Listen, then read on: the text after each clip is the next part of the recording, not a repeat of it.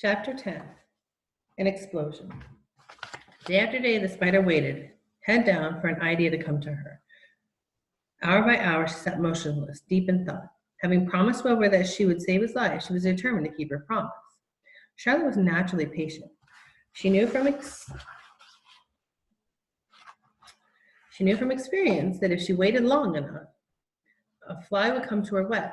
She felt if she thought long enough about Wilbur's problem, the idea would come to her mind. Finally, one morning towards the middle of July, the idea came. Why, how perfectly simple, she said to herself. The way to save Wilbur's life is to play a trick on Zuckerman. If I can fool a bug, she thought Charlotte, I can surely fool a man. People are not as smart as bugs. Wilbur walked into his yard just at that moment. What are you thinking about, Charlotte? He asked. I was just thinking, said the spider, that people are very gullible. What does gullible mean?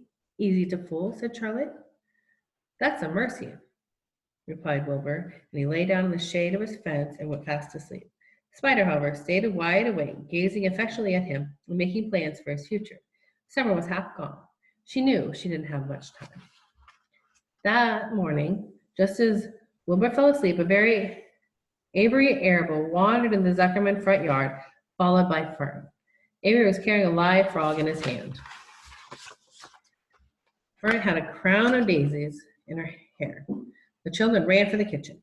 Just in time for a piece of blueberry pie, said Mrs. Zuckerman. Look at my frog, said Avery, placing the frog on the drain board and holding out his hand for pie. Take that thing out of here, said Mrs. Zuckerman. He's hot, said Fern. He's almost dead, that frog. He is not, said Avery. He let me scratch him between the eyes. The frog jumped and landed in Mrs. Zuckerman's dishpan full of soapy water. You're getting your pie on you, said Fern. Can I look for eggs in the hen house, Aunt Edith? Run outdoors, both of you, and don't bother the hens. It's getting all over everything, shouted Fern. His pie is all over his front. Come on, frog, cried Avery. He scooped up the frog. Frog kicked, splashed soapy water into the blueberry pie. Another crisis, groaned Fern. Let's swing in the swing, said Avery. The children ran to the barn. Mr. Zuckerman had the best swing in the county. It was a single long piece of heavy rope tied to the beam over the north doorway. The bottom of the rope was a fat knot to sit on. It was arranged so you could swing without being pushed. You climb a ladder to the hayloft.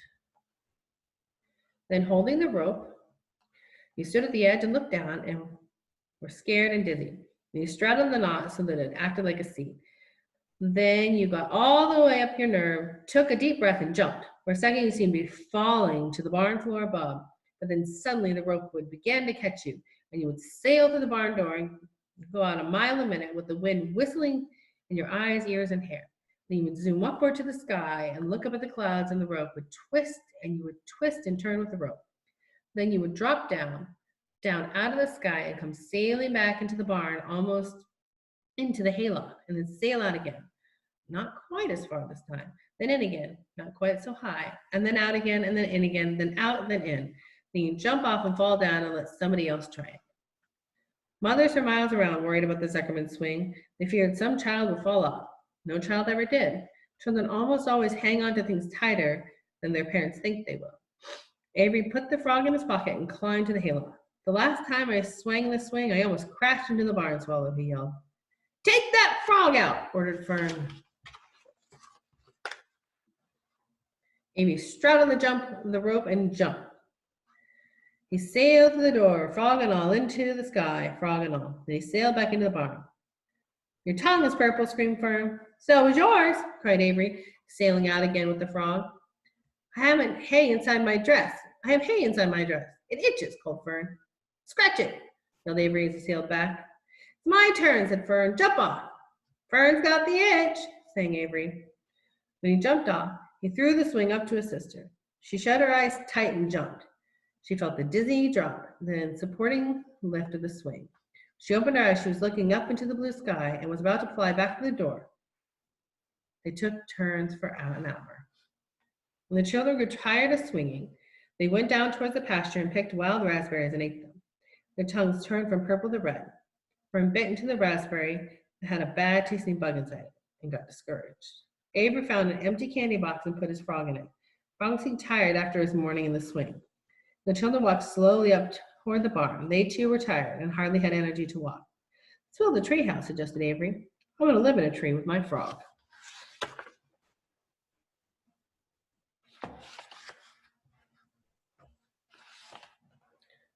I'm going to visit Wilbur, Fern announced.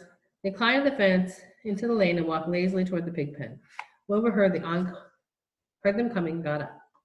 Avery noticed the spider web, and coming closer, he saw Charlotte. Hey, look at that big spider, he said. It's tremendous. Leave it alone, commanded Fern. You got a frog, isn't that enough? That's a fine spider. I'm going to capture it, said Avery. He took the cover off the candy box. Then he picked up a stick. I'm going to knock that old spider into this box.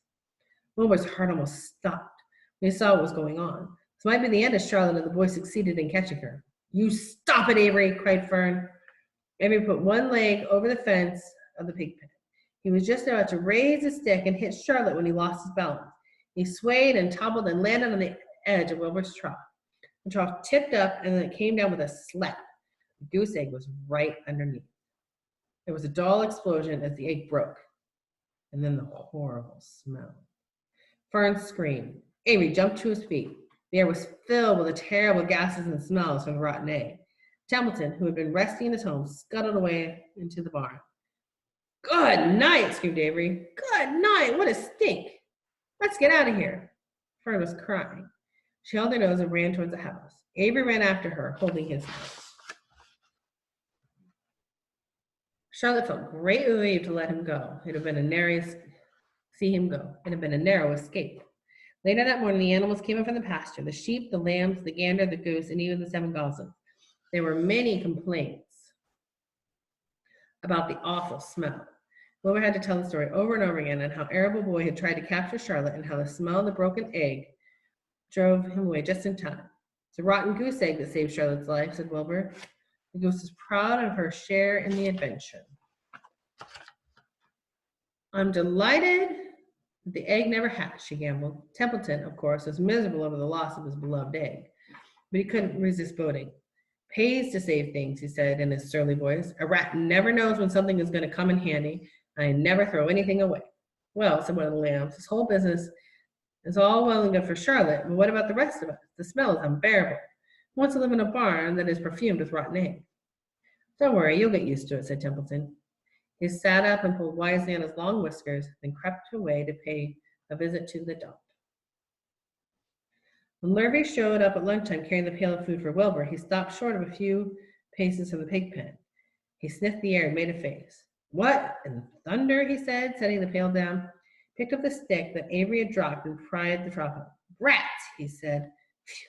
Might have known a rat would be making a nest under the trough. How I hate a rat. And Lurvy dragged Wilbur's trough across the yard, kicked some dirt into the rat's nest, buried the broken egg and all in Templeton's other possessions. Then he picked up the pail. Wilbur stood in the trough, drooling with hunger. Lurvy poured. The slop ran creamily down the pig's eyes and ears. Wilbur grunted. He gulped and sucked and gulped and making a swishing and swooshing noises, anxious to get everything at once. It was a delicious meal. Skim milk, wheat middlings, leftover pancakes, half a donut, the rind of summer squash, 2 pieces of stale toast, a third of a ginger snap, a fish tail, 1 orange peel, several noodles from a noodle soup, and the scum of a cup of cocoa, and the ancient jelly roll, a strip of paper from the lining of a garbage pail, and a spoonful of raspberry jelly. Wilbur ate heartily.